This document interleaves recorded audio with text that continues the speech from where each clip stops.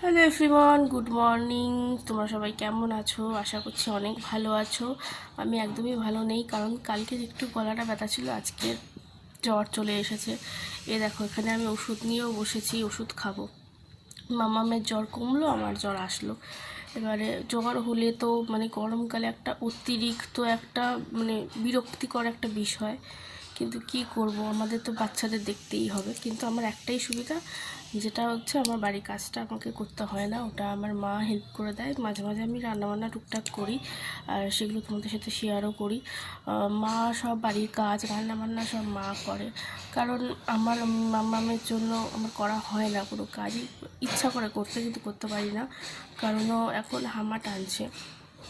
যেহেতু 6 মাস হয়ে গেছে হামা টানছে, 6+ চলছে, হামা টানছে, সেই জন্য ঘাট থেকে পড়ে যেতে পারে। ইনফ্যাক্ট একবার পড়েও গিয়েছে হামা টানতে টানতে,